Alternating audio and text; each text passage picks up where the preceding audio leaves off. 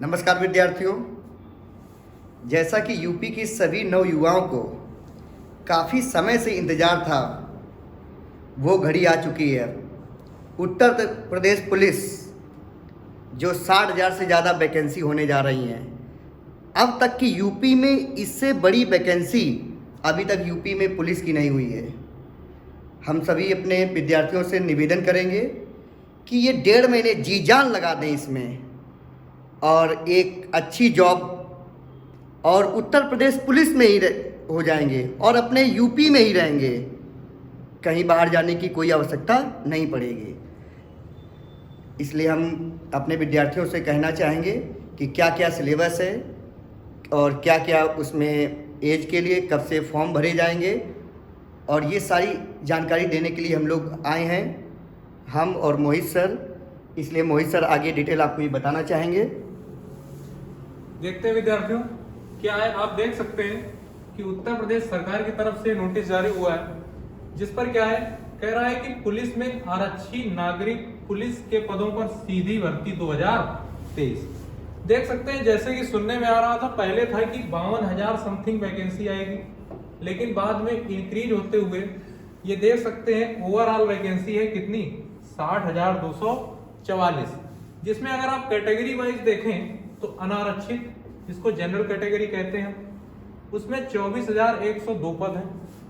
उसके बाद ईडब्ल्यूएस, ठीक है, आर्थिक कमजोर वर्ग है जो हमारा, उसके लिए 6,024 वैकेंसी।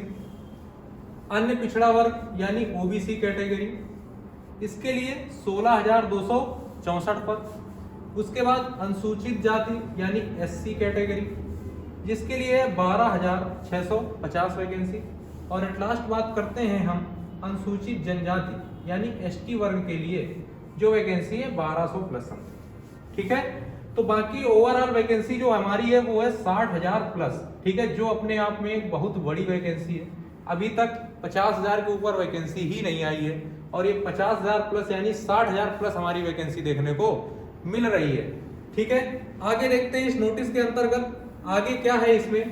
तो इसमें जब देखते हैं तो आगे देख रहे होंगे, सबसे बड़ी ये चीज आपको पता होनी चाहिए, ठीक है। ये क्या कह रहा है, आवेदन की समय सारणी, ठीक है, कि आवेदन कब से कब करना है। कह रहा है ऑनलाइन आवेदन शुल्क जमा प्रारंभ होने की तिथि 27/12/2023, यानी 27 दिसंबर से आपको क्या करना है, ऑनलाइन आवेदन चालू हो जाएंगे।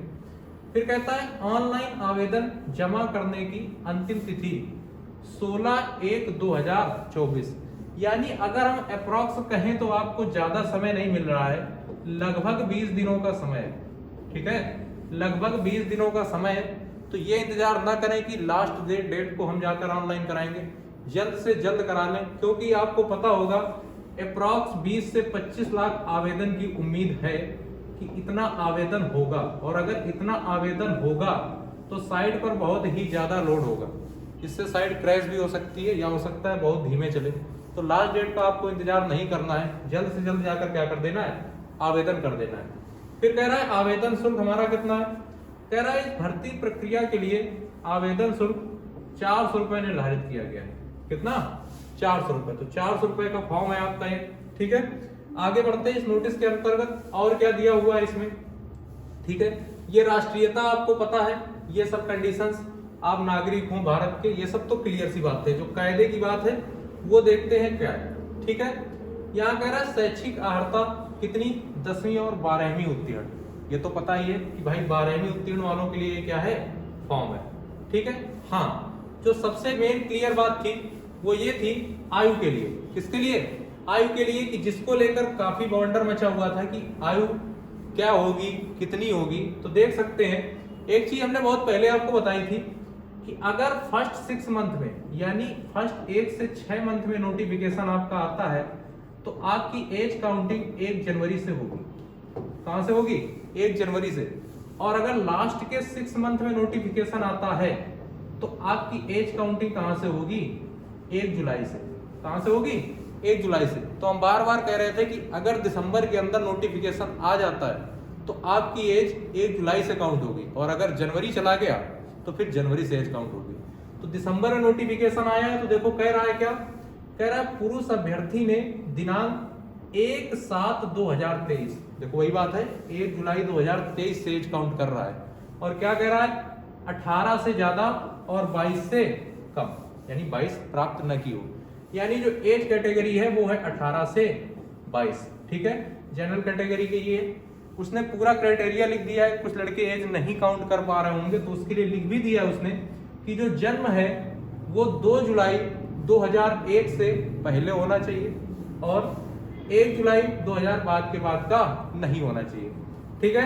आगे क्या है, कह रहा है महिला अभ्यर्थी, उसकी एज काउंटिंग भी 1/7/2023 से है, ठीक है।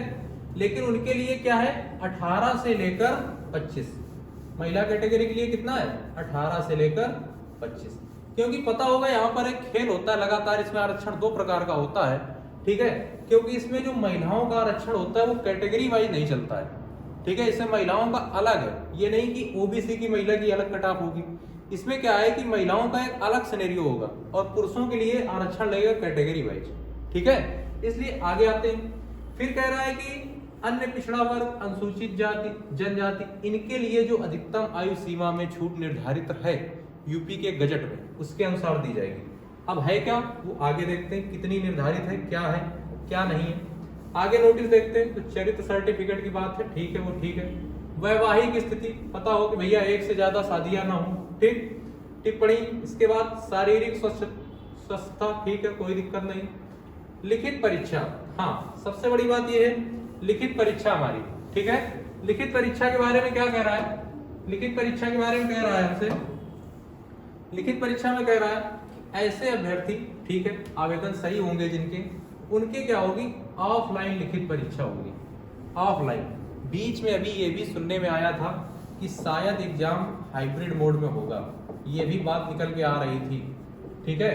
हाइब्रिड मोड का मतलब होता है कि पेपर आपका ऑनलाइन आएगा लेकिन आपको OMR फिल करनी होगी, लेकिन उन्होंने ये सिनेरियो नहीं किया है। वो क्या कह रहे हैं, पेपर हम कैसे कराएंगे, ऑफलाइन कराएंगे, ठीक है। और कह रहा है जो लिखित परीक्षा होगी उसमें वस्तुनिष्ठ प्रश्न आएंगे, यानी ऑप्शनल, और क्या 300 अंकों की होगी, जो कि पुराना क्राइटेरिया भी इनका यही था, जिसकी समयावधि 2 घंटे, और इसमें 4 विषय होंगे। कौन कौन से, एक होगा हमारा सामान्य ज्ञान, दूसरा होगा सामान्य हिंदी, तीसरा होगा संख्यात्मक एवं मानसिक योग्यता, और चौथा सब्जेक्ट है मानसिक अभिरुचि, बुद्धि लब्धि एवं तार्किक क्षमता, यानी रीजनिंग, ठीक है। अब इन 300 नंबर के पेपर में होगा क्या, कहता है कि इसमें क्या होगा, कुल 150 प्रश्न होंगे, 150 प्रश्न होंगे, ठीक है, 150 प्रश्न, जिनमें सही उत्तर के लिए 2 अंक। तभी देखो 150 के कितने हो गए, 300 हो गए, ठीक है। और कह रहा है निर्धारित है और नियमावली के अनुसार उक्त भर्ती में प्रत्येक गलत उत्तर के लिए 0.5 ऋणात्मक अंक दिए जाएंगे, यानी 2 नंबर से आपके 0.5 काट लिए जाएंगे, जो कि हमारा क्या है, अपने आप में 1/4 है। यानी हम कह सकते हैं 1/4 क्या होने वाली है, माइनस मार्किंग, ठीक है। तो ये भी ध्यान रखना है कि तुक्केबाजी हमें बहुत कम करनी है, ठीक है। इसके बाद आगे क्या है नोटिस में, आगे देखते हैं आगे क्या कह रहा है, ठीक है। हाँ, सबसे मेन बात ये है, आगे देखते हैं, कह रहा है अभ्यर्थियों की संख्या के अनुसार, ठीक है, लिखित परीक्षा एक ही दिनांक को एकल पाली में अथवा एक से अधिक पाली में अथवा एक से अधिक दिनांकों को विभिन्न प्रश्न पत्र के साथ विभिन्न पालियों में कराई जाएगी। ये एक बहुत बड़ी लाइन है, क्योंकि देखा होगा अभी 2 दिन पहले एक नोटिस वायरल हुआ था जिसमें कहा गया था कि 11 फरवरी को एग्जाम हमारा क्या है, प्रस्तावित है। 11 फरवरी को हमारा एग्जाम प्रस्तावित है, जिसमें सबसे पहले लेटर वायरल हुआ था अलीगढ़ जिले का, जिसमें कहा गया था कि डीएम साहब को आदेश दिया गया है कि हमें आपके जिले में, कहने का मतलब पेपर कराना है, और जो प्रस्तावित संख्या है वो है 25 लाख। उनका अनुमान है लगभग 25 लाख फॉर्म पड़ेंगे, जिसके लिए हमें अरेंजमेंट चाहिए और 11 तारीख को हमें एग्जाम कराना है। और वो इसका रिप्लाई करें कि कैसे कर पाएंगे, क्या कर पाएंगे। तो वो लेटर काफी लोग कह रहे थे पहले फेक है, लेकिन हमने जानकारी करी तो वो लेटर क्या है, रियल है। उसके बाद कई जिलों में फिर से वो लेटर भेजा गया है। तो अभी ये कहना इस तारीख को एग्जाम है या नहीं है, ये कहना सही नहीं है, लेकिन हमारे नजरिए से आप इसी को डेडलाइन मान के चलें, क्योंकि हो सकता है ये डेट को एग्जाम हो जाए। अब काफी लोग ये भी बात कह रहे हैं कि 11 फरवरी को RO का एग्जाम है, तो एग्जाम उस दिन नहीं होगा। वो 100% तथ्य के साथ बात कह रहे हैं। कह सकते हैं नहीं होगा, हो भी सकता है, पॉसिबिलिटी है। क्यों?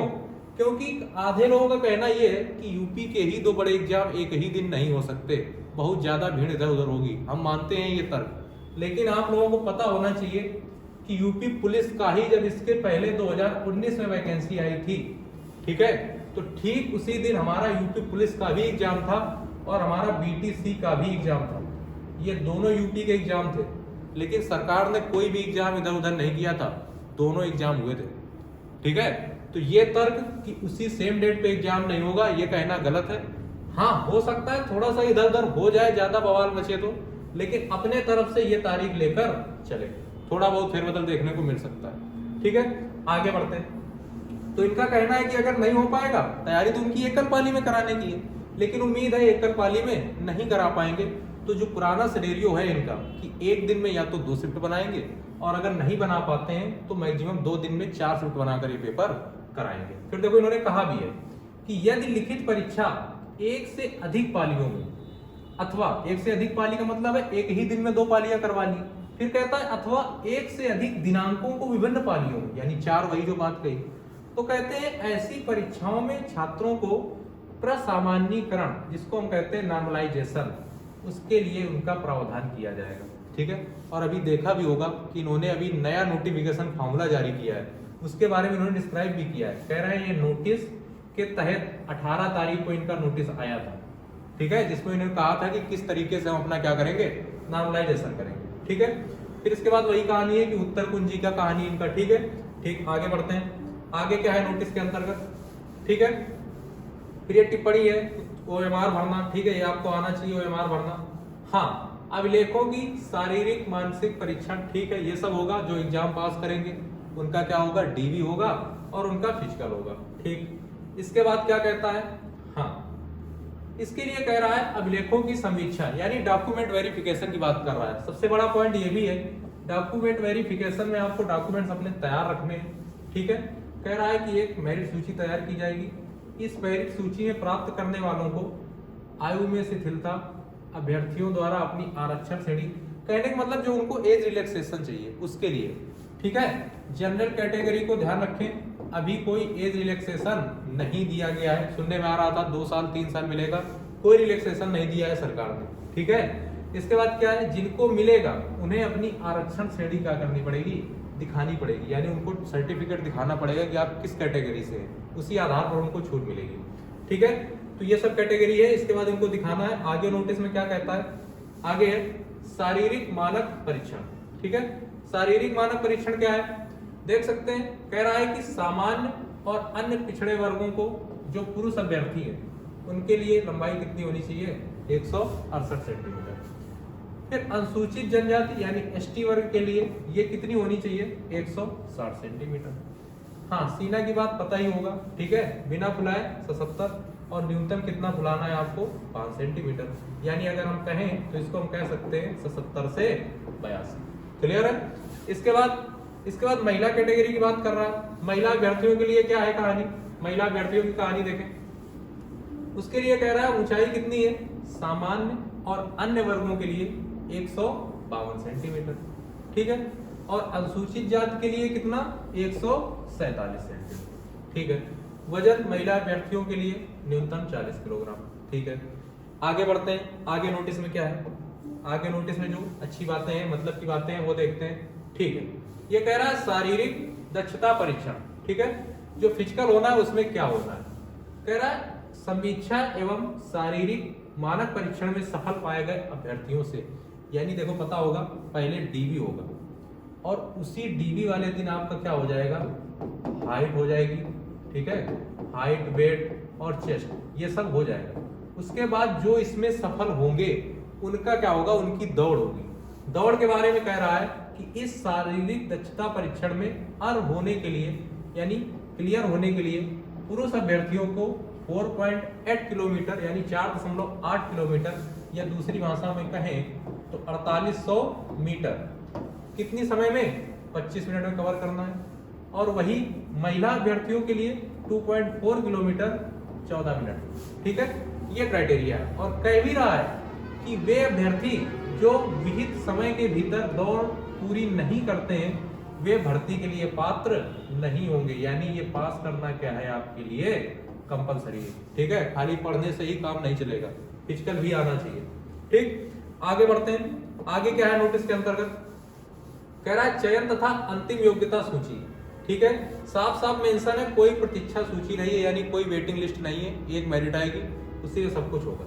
इसके बाद क्या कहता है, ठीक है, इसके बाद कह रहा है हाँ सबसे बड़ी बात, आयु व आरक्षण में छूट। जो भी है ये क्या क्राइटेरिया है। ठीक है, आरक्षण व आयु सीमा में छूट क्या है कि लंबवत एवं क्षैतिज आरक्षण केवल उत्तर प्रदेश के मूल निवासी अभ्यर्थी को। ये सबको पता होगा कि जब राज्य की वैकेंसी होती है तो जो आरक्षण के लाभ होते हैं उसी राज्य को मिलते हैं।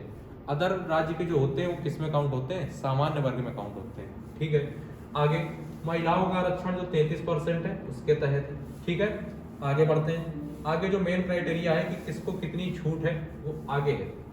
हाँ ये है लंबवत आरक्षण। ठीक है, इसमें देख सकते हैं आप अपनी श्रेणी, कह रहा है अनुसूचित जाति, उनके लिए क्या है, अनुसूचित जाति के लिए, अनुसूचित जाति के लिए जो छूट है उम्र में वो कितनी है, 5 वर्ष। ठीक है, इसी प्रकार जो अनुसूचित जनजाति है उनके लिए भी एज रिलैक्सेशन कितना है, 5 वर्ष। और देखो अगर एज मिल रही है छूट तो उसके साथ साथ तुमको क्या पेश करना है, जाति प्रमाण पत्र, तभी आपको छूट मिलेगी। ठीक है, कह रहा था कि सब सर्टिफिकेट चाहिए, तो अगर आपको 5 वर्ष की छूट चाहिए तो आपको अपना कास्ट सर्टिफिकेट क्या करना पड़ेगा, दिखाना पड़ेगा। आगे बढ़ते हैं, बाकी कैटेगरी के लिए क्या मेंशन है इनका। हाँ आगे देखते हैं, आगे है हमारा अन्य पिछड़ा वर्ग यानी ओबीसी कैटेगरी, इनके लिए भी छूट कितनी है, 5 वर्ष। अब ये आता है ईडब्ल्यूएस वर्ग। ठीक है, जनरल कैटेगरी के अंतर्गत जो ईडब्ल्यूएस वर्ग है उसमें कोई भी रिलैक्सेशन नहीं है। ठीक है, और जो आपको दिखाना है वो क्या दिखाना है, ईडब्ल्यूएस प्रमाण पत्र। ठीक है, अब मेन बात है ईडब्ल्यूएस कब का होना चाहिए, उसके लिए उन्होंने आगे क्या किया है, मेंशन किया है नोटिस में, तो वो भी देख लेते हैं हम कि ईडब्ल्यूएस के बारे में उन्होंने क्या मेंशन किया है। ये हमारा क्षैतिज आरक्षण है जो स्वतंत्रता सेनानी एक्स सर्विसमैन उनके लिए है। ठीक है, और महिलाओं के लिए देख सकते हैं, ठीक है, जो पहले से निर्धारित है। ठीक, उसमें लिखा भी हुआ है इसके तहत। ठीक, अब कह रहा है आगे जो कायदे की छूट है वो क्या है, कह रहा है यहाँ पर 5 वर्ष की छूट, ये तो बता ही दिया आपने। ठीक है, आगे आते हैं जरा, ये भूतपूर्व सैनिक की बात कर रहा है, टिप्पणी लाभ, हाँ ये सब लाभों की बात है। यहाँ पर जो आगे कहता है डीवी के समय। ठीक है, चलो डीवी के समय दिखाना है हमको। इसके बाद आगे क्या है कैटेगरी देख लेते हैं, शैक्षिक आरक्षण। शैक्षिक एवं आरक्षण से संबंधित जो प्रमाण पत्र है वो आप डिजी लॉकर से भी अपलोड कर सकते हैं। ठीक है, डिजी लॉकर से अपलोड करने का भी इन्होंने ऑप्शन दे रखा है इस बार। ठीक है, आगे देखते हैं क्या क्या इस नोटिस में भी और बचा हुआ है। हाँ ये बिंदु हो गए हमारे। ठीक, आगे आते हैं, बोर्ड का निर्णय क्या होगा, सर्वमान्य होगा। ठीक, आगे देखते हैं लिखित परीक्षा का पाठ्यक्रम क्या है, ये आपको आलोक सर बताएंगे क्या है, इसमें क्या क्या दिया हुआ है। देखते हैं लिखित परीक्षा में क्या क्या है। सामान्य ज्ञान कैटेगरी है, इसमें क्या क्या है देख सकते हैं आप, सामान्य ज्ञान के अंतर्गत क्या क्या आना है। देखिए प्यारे बच्चों, सामान्य ज्ञान में आपको ज़्यादा दूर तक नहीं पढ़ना है, इस सिलेबस को देख के ही पढ़िए, क्योंकि जो जीएस का दायरा है इतना बड़ा है कि आप पढ़ते पढ़ते थक जाएंगे पर ख़त्म नहीं होगा। इसलिए इन पॉइंटों को जरूर देखकर आप पढ़ते रहिए। जैसे सामान्य विज्ञान पढ़ना है, आपको सामान्य विज्ञान पढ़ना है, पूरी पीएचडी नहीं करनी है उसमें। कई लोग उसमें पीएचडी करेंगे। और एक बात और भी ख्याल रखिए बच्चों, कई लोग ऐसे होंगे जो आपको क्वेश्चन अजीब और अजीब देंगे साइंस में कि आप इनका आंसर बताइए, और आप उसको ढूंढने में उलझे रहेंगे, इससे आपका टाइम खराब होगा। सामान्य विज्ञान का मतलब जो आम तौर पे जो हम रोज़ यूज होती हैं साइंस की, जो दुनिया में जो देखते रहते हैं, उनसे क्वेश्चन आते हैं। फिर कह रहा है भारत के इतिहास के विषय में पूछा जाएगा कि भारत के इतिहास के विषय में।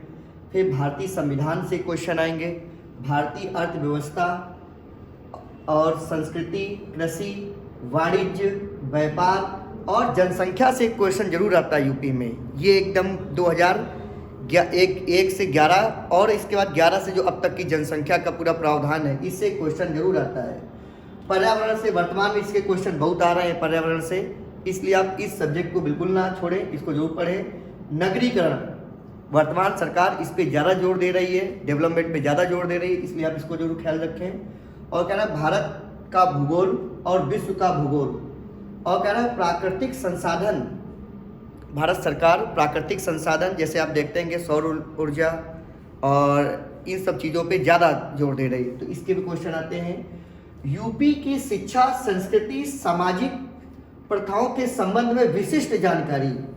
यूपी में जो आपको जब पढ़ना है तो खासकर आपको ये पढ़ना है कि यूपी की शिक्षा के विषय में पढ़ना है, संस्कृत के विषय में पढ़ना है, सामाजिक प्रथाओं के संबंध के विशिष्ट जानकारी के विषय में पढ़ना है, और उत्तर प्रदेश में राजस्व के विषय में पढ़ना है। जो यूपी का राजस्व बजट जो पेश होता है उस पर कितना, किस प्रावधान पे खर्च हुआ, शिक्षा में कितना खर्च होता है, डिफेंस में कितना खर्च होता है, डेवलपमेंट में कितना खर्च होता है, इनके पूरा पढ़ना पड़ेगा।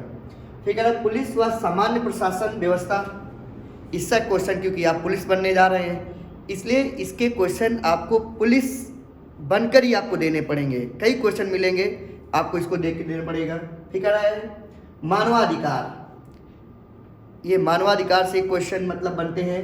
आंतरिक सुरक्षा, आतंकवाद, ये वर्तमान में वो चर्चा का विषय है। भारत और उसके पड़ोसी देशों के बीच संबंध के विषय में क्वेश्चन आते हैं। भारत पड़ोसी देश में जब आएंगे तो उनसे मुद्राएं भी पूछ लेता है, उनकी राजधानियाँ पूछेगा, और उसके बाद किस देश से कौन सा व्यापार, कितने % व्यापार, ये सब पूछ लेता है। फिर क्या राष्ट्रीय अंतर्राष्ट्रीय महत्व की समस्या के विषय में, मतलब करंट अफेयर से क्वेश्चन यहाँ पे कह रहा है। और राष्ट्रीय और अंतर्राष्ट्रीय संगठन, राष्ट्रीय और अंतर्राष्ट्रीय संगठन से क्वेश्चन जरूर आता है। और विमुद्रीकरण और उसका प्रभाव, यानी कह दे कि विमुद्रीकरण की जैसे बात कर ले कि मंदी के प्रभाव क्या होते हैं, इन सारी चीज़ों से पूरा सिलेबस इससे बनता है। वर्तमान में ये बहुत चर्चा में है साइबर क्राइम, इसके यूज हो ही रहा है इस समय, इससे क्वेश्चन पूछा जाएगा। और कह रहा है वस्तु एवं सेवा कर, पुरस्कार, सम्मान, देश, राजधानी, मुद्राएं, महत्वपूर्ण दिवस, अनुसंधान, खोज, पुस्तक और उनके लेखक, सोशल मीडिया के कम्युनिकेशन, ये पूछे जाते हैं। तो आपको समान ज्ञान में इतने टॉपिक पे आपको ध्यान देना है, इन टॉपिक को आपको पढ़ना है, ठीक है। फिर उसके बाद आते हैं समान हिंदी की बात कर लें तो समान हिंदी में हिंदी और उनकी अन्य भारतीय भाषाएं, हिंदी व्याकरण से क्वेश्चन बनेगा। मौलिक ज्ञान, हिंदी भाषा का मौलिक ज्ञान से होना चाहिए, व्याकरण से आता है उससे। फिर हिंदी की वर्णमाला उसी में है, व्याकरण में है। तत्सम, तद्भव की बात कर लें, परावाची, विलोम, अनेकार्थी शब्द, वाक्यांश के लिए के स्थान पर एक शब्द, समरूपी, विनार्थक शब्द, अशुद्ध वाक्य, ये क्वेश्चन यूपी का फेवरेट है पुलिस का। अशुद्ध वाक्यों को शुद्ध करना, लिंग, वचन, कारक, सर्वनाम, विशेषण, क्रिया, काल, वाच्य, अव्यय, उपसर्ग, प्रत्यय, संधि, समास, विराम चिन्ह, ये टॉपिक बहुत से बच्चे नहीं पढ़ते हैं, इसको हल्के में लेके छोड़ देते हैं उसको। और इससे क्वेश्चन यूपी में आप जितने पेपर हो चुके हैं जरूर देखिए, इससे क्वेश्चन आता ही है। मुहावरे, लोकोक्तियाँ, ये क्वेश्चन है। मुहावरे बच्चे कहते हैं कि हम कर लेंगे और वहाँ पे आते हैं। देखिए बच्चों, आपसे ये कह दें कि एक एक नंबर की वहाँ मारामारी होने लगती है, इसलिए कोई भी टॉपिक आप हल्के में न लें कि हम इसको कर लेंगे। हर टॉपिक का आपके पास इतना पर्याप्त समय है कि आप इनको रिवीजन कर सकते हैं और इनको टाइम दे सकते हैं पूरा। फिर उसके बाद रस, छंद, अलंकार आदि। फिर उसके बाद अपठित बोध, ये आपके लिए अपठित एक पैराग्राफ आएगा, उसमें से आपको क्वेश्चन छांटने होते हैं। और बच्चों, ये जब आप प्रैक्टिस करते रहोगे तब आपको ये जज करना आसान होता है कि क्वेश्चन के आंसर कैसे जल्दी ही जाए, इसलिए आप इनको जरूर इनकी प्रैक्टिस करते रहिए। फिर कह रहा प्रसिद्ध कवि, लेखक, उनकी प्रसिद्ध रचनाएं, इनसे भी क्वेश्चन आता है हिंदी में। और कह रहा है कि हिंदी भाषा में पुरस्कार, ये बहुत है, हिंदी भाषा में अब तक जितने पुरस्कार मिल चुके हैं, कब मिले हैं, किसको मिले हैं, ये जरूर आप पढ़ना है हम लोगों को। फिर कह रहा विविधि, फिर क्या कह रहा है, विविधि। फिर उसके बाद आते हैं संख्यात्मक एवं मानसिक योग्यता। हम बात कर लें कि यहाँ पर जो क्वेश्चन पूछे जाते हैं वो क्वेश्चन यहाँ पर मैथ के 2 पार्ट में उसने किया है। एक संख्यात्मक योग्यता और एक मानसिक योग्यता। ये आप प्रेजेंट मतलब कि आप इसको कैसे करेंगे, इसके दो पार्ट। तभी लोग कहते हैं कि मैथ में वहाँ पे 20 क्वेश्चन आते हैं, तो मैथ के 20-22 क्वेश्चन इससे बनते हैं, बाकी इसके आते हैं क्वेश्चन। और ये रीजनिंग का एक बी पार्ट भी कहते हैं इसको। क्या कहते हैं? रीजनिंग का बी पार्ट भी इसको कहा जाता है। अब बात कर लें कि मैथ में क्या क्या हमें सब्जेक्ट इसमें पढ़ना पड़ेगा। अब मैथ में सिर्फ यही टॉपिक पढ़िए आप, और इन्हीं टॉपिक को आपको कंठस्थ करना है।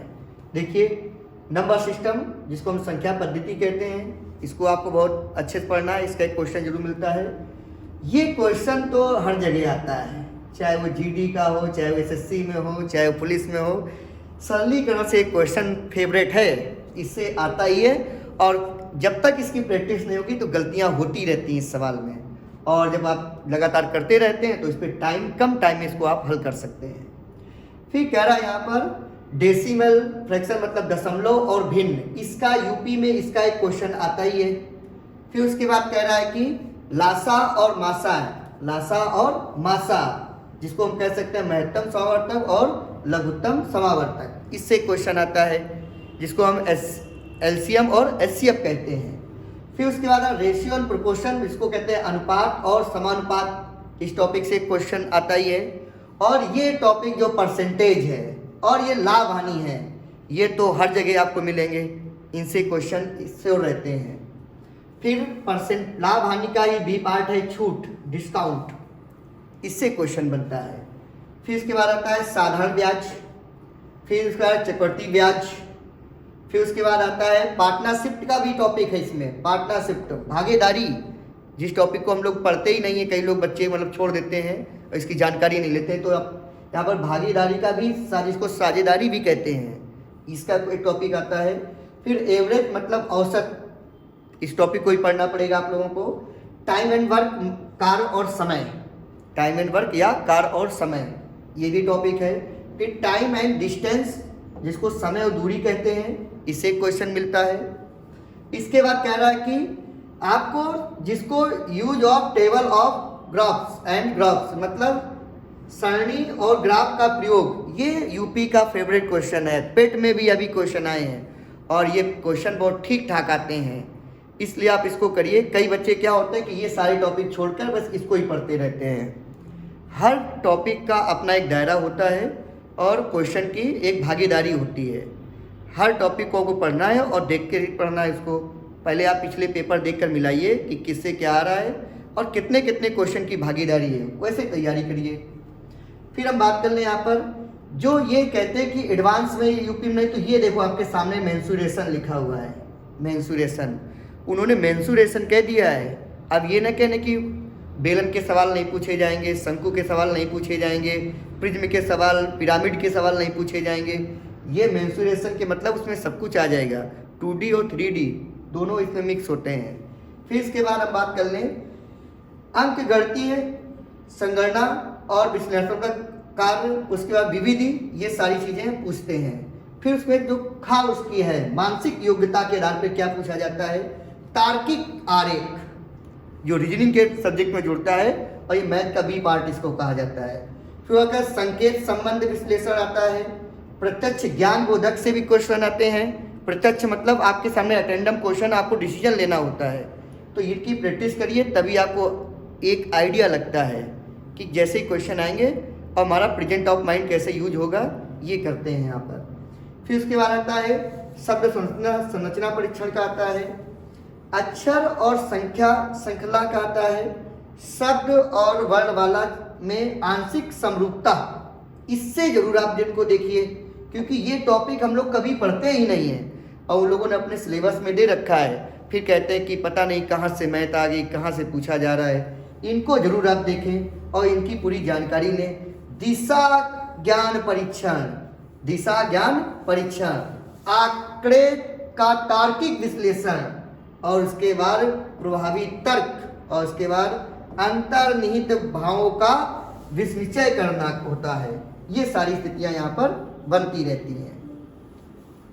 अगला ये आ गया आपका जो बहुत ही बेसब्री से इंतजार करना है कि रीजनिंग का मतलब खेल है, और रीजनिंग के उसने भी 2 पार्ट किए हैं, बड़े गौर से देखना। रीजनिंग के कितने 3 पार्ट है, सॉरी कितने पार्ट किए हैं, 3 पार्ट किए हैं रीजनिंग के। 3 पार्ट आपके सामने ये दिख रहे होंगे। 3 पार्ट किए हैं। देखिए बच्चा, रीजनिंग में क्या दे रखा है। रीजनिंग में आपका मानसिक अभिरुचि के अंतर्गत जो है वहां पर क्या है, हमारे पुलिस के जो पॉइंट है वो सब आने हैं। ठीक है, पुलिस वाले पॉइंट क्या क्या हैं, कह रहा है किनके प्रति दृष्टिकोण, जनहित के बारे में आप क्या करेंगे, बेसिक क्वेश्चन पूछे जाते हैं। कहीं एक्सीडेंट हो गया आप क्या करेंगे। वही अगर इसको अगर दूसरे रूप में ले जाए तो हमारा डिसीजन मेकिंग का टॉपिक बन जाता है कि आप अगर ऐसी स्थिति है तो क्या करेंगे। फिर कहता है सांप्रदायिक सद्भाव। ठीक है, इस पर भी क्वेश्चन आते हैं कि कहीं कई संप्रदाय के लोग रह रहे हैं, दंगा हुआ तो आप कैसे उसको रोकेंगे। ठीक है, क्या प्रक्रिया रहेगी आपकी, क्या भूमिका रहेगी। अपराध नियंत्रण, आप कहीं पर हैं, अपराध में लगाम कैसे लगाएंगे।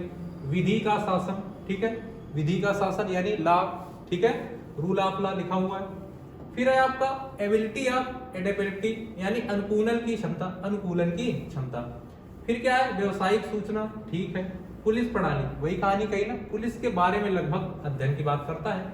समकालीन पुलिस मुद्दे एवं कानून व्यवस्था, आपको कानून व्यवस्था के थोड़ी के बारे में क्या करेगा, पूछेगा। मानसिक दृढ़ता, ठीक है। अल्पसंख्यकों एवं अल्प अधिकारों वालों के प्रति संवेदनशीलता, यानी कोई अल्पसंख्यक है तो उसके प्रति आपका व्यवहार क्या रहेगा। फिर लैंगिक संवेदनशीलता, ठीक है, जेंडर के बारे में। आगे बात करते हैं आईक्यू लेवल पर क्वेश्चन हमारे क्या आएंगे। इसमें आपकी क्या है, क्षमता तर्क करता है, क्षमता जज करेगा क्या है, संबंध व आंशिक समानता परीक्षण, relationship and analogy. Analogy chapter हमने बार बार पढ़ाया है कि एनालॉजी में आप नंबर एनालॉजी को बहुत कायदे से समझें, क्योंकि यहाँ पर बहुत ही स्पेशल टाइप के क्वेश्चन बनते हैं और लड़के सोचते हैं कि बस बेसिक कर लेंगे काम चल जाएगा। बेसिक करने वाले वहां सब बैठे, ठीक है, आपको कुछ अपर करना पड़ेगा।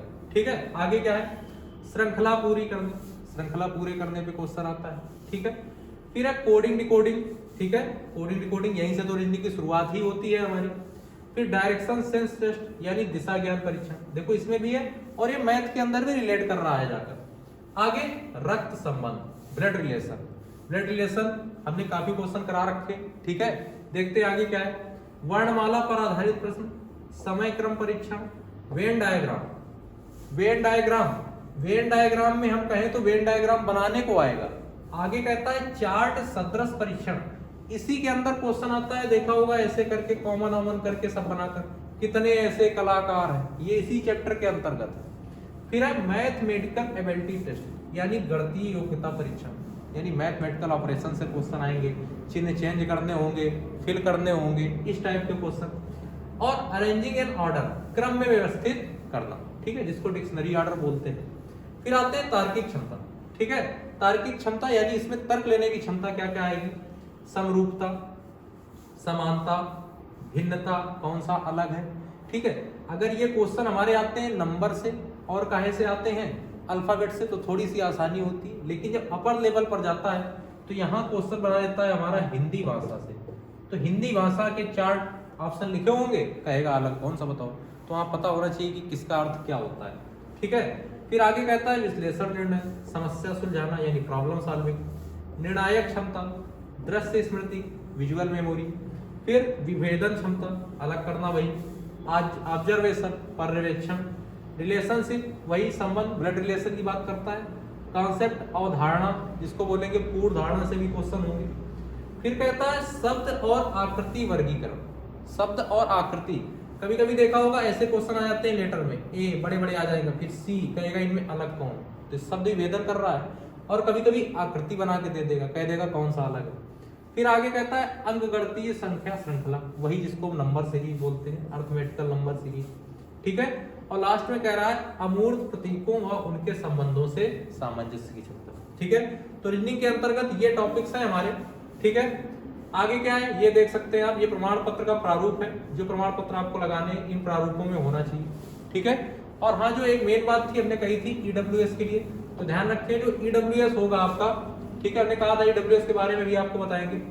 तो ईडब्ल्यूएस जो होना चाहिए वो आपका, वो होना चाहिए अभी कब, अप्रैल के बाद का बना होना चाहिए, अप्रैल 2023 के बाद, यानी अप्रैल 1 अप्रैल के बाद का होना चाहिए। ठीक है, क्योंकि यहाँ से ये जो होगा हमारा वो 2023 और 2024 वित्तीय वर्ष के लिए क्या होगा, मान्य होगा। तो जिसका नहीं है वो अभी ईडब्ल्यूएस बना सकता है, यानी बनवा सकता है, अदरवाइज उसका उसको लाभ नहीं मिलेगा।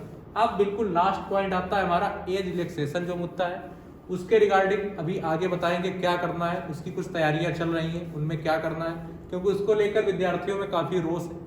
ठीक है, उसमें क्या होता है आगे बताते हैं नेक्स्ट वीडियो में। तो ये थी आज की इन्फॉर्मेशन। ठीक है, तो जो बच्चे तैयारी करने वाले हैं वो हमारी टीम के साथ जुड़े। ठीक है, आपको टाइम टाइम पर कंटेंट बहुत अच्छा मिलता रहेगा, पर डे कंटेंट मिलेगा। तो जो बच्चे नए हैं वो चैनल को क्या करें, सब्सक्राइब करें और वीडियो को ज़्यादा से ज़्यादा क्या करें, शेयर करें। बाकी मिलते हैं नेक्स्ट वीडियो में।